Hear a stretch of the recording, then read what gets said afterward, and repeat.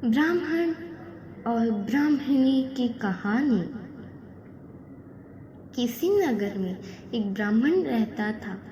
उसे अपनी पत्नी प्राणों से भी प्यारी थी, किंतु उस ब्राह्मणी का व्यवहार ब्राह्मण के परिवार वालों के साथ बनती नहीं थी। दिन रात लड़ाई झगड़ा होती रहती थी। उसकी यही लड़ाई से परेशान होकर ब्राह्मण अपनी पत्नी के प्रेमवश अपने परिवार को छोड़कर किसी दूसरे नगर में जाकर रहने का निश्चय किया और अगले ही दिन सुबह होने से पहले अपने परिवार को छोड़कर अपनी पत्नी के साथ उस नगर को छोड़कर चला गया। जाते हुए बीच में जंगल का रास्ता पड़ा। यात्रा लंबी तय करनी थी। तभी ब्राह्मणी अपने ब्राह्मण से कहने लगी, हे स्वामी, प्यास से गला सूख जा रहा है, अतएव आप कहीं से पानी लेकर आइए। अब ब्राह्मण उस जंगल में पानी की तलाश करते करते बहुत दूर चला गया और जाने और आने में भी बहुत देर हो गई। जब पानी लेकर अपनी ब्राह्मणी के पास आया तो उसने देखा कि ब्राह्मणी मरी हुई थी। वह ब्राह्मण प्रेम भावना से विहीन शोक करता हुआ रो रहा था और भगवान से प्रार्थना कर रहा था कि अचानक आकाश से उसे यह बात सुनाई दी, हे ब्राह्मण, अगर तुम अपनी पत्नी को जीवित देखना चाहते हो तो अपने प्राणों का आधा हिस्सा उसे देना होगा। ब्राह्मण दुख विलाप करते हुए अपने प्राणों का आधा हिस्सा देने के लिए अपनी वाणी से 3 बार जैसे ही कहा उसकी पत्नी जीवित हो उठी और वे दोनों नगर की ओर चले गए। इस तरह घूमते फिरते नगर के निकट आने पर वह एक बगीचा था।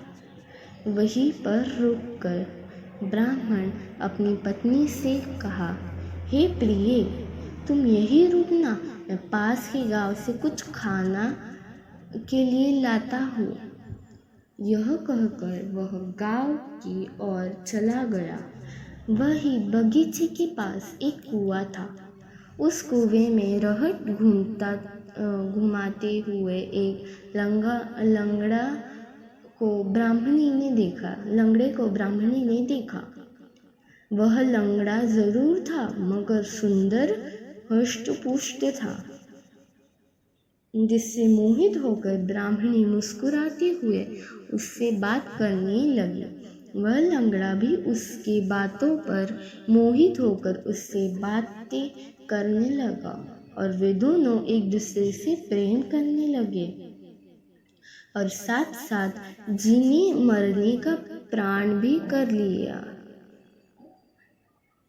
कुछ समय पश्चात ब्राह्मण खाना लेकर आया। उसने ब्राह्मणी को दिया और खुद भी खाना लगा।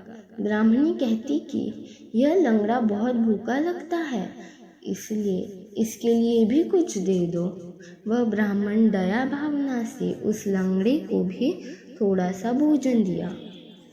भोजन करने के बाद ब्राह्मण ने कहा, चलो प्रिय, अब चलते हैं, रास्ता बहुत लंबा है, हमें शीघ्र ही निकलना होगा। इस बात पर ब्राह्मणी कहती है, हे स्वामी, अगर आपको बुरा नहीं लगे तो इस लंगड़े को भी हमारे साथ ले चलते हैं। आप जब भी मेरे पास नहीं रहते हैं तो बात करने को कोई नहीं होता। ये लंगड़ा होगा तो कुछ न कुछ बातें करके समय बिता लूँगी। ब्राह्मण, हमें अपनी ही बोझ संभालना नहीं पा रहा तो इस लंगड़े को कैसे ले जाए। ब्राह्मणी, इसे इस पिटारे में भरकर ले जाएंगे। ब्राह्मण अपनी पत्नी की बात टाल न सका और कहा, ठीक है, जैसे तुम्हारी मर्जी। ये कहने के बाद नगर की ओर चले पड़े। मौका मिलते ही बीच रास्ते में उस ब्राह्मण को ब्राह्मणी ने एक कुएं में धक्का दे दिया। वो समझी कि अब तो ब्राह्मण मर ही गया होगा। अब ब्राह्मणी उस पिटारे को पकड़कर नगर की ओर चली गई। जैसे ही नगर के निकट पहुंची, नगर के सैनिकों ने उस ब्राह्मणी को देखकर उसका पिटारा उसके हाथ से छीनकर खोला। उसमें से वह लंगड़ा व्यक्ति निकला। उसे राज दरबार ले जाकर राजा को यह बात बताई। राजा ने पूछा, हे स्त्री, यह लंगड़ा व्यक्ति कौन है जो तुम इस एक पिटारे में बंद करके रखी थी?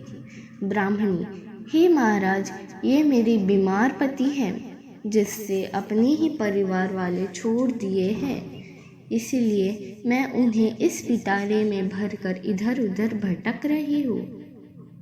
राजा ने कहा, ठीक है, सैनिकों इस अबल नारी को एक गांव देकर रहने की व्यवस्था कर दो, ताकि अपने जीवन अपने पति के साथ सुख के भोग सके।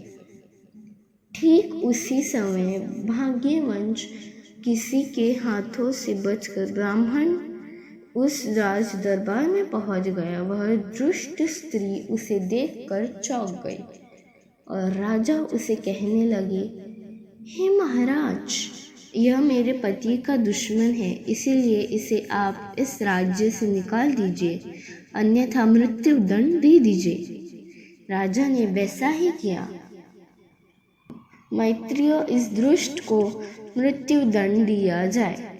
इस पर ब्राह्मण भरी राज दरबार में फरियाद किया और कहा, हे महाराज, आप सच्चे न्याय करते हैं तो इस स्त्री से मेरा दिया हुआ एक चीज़ लौटाने को कहें, उसके बाद आप जो चाहे वह दंड दे सकते। राजा, हे स्त्री, तुमने जो इससे लिया है उसे लौटा दो। ब्राह्मणी, नहीं महाराज, मैंने कुछ भी नहीं लिया।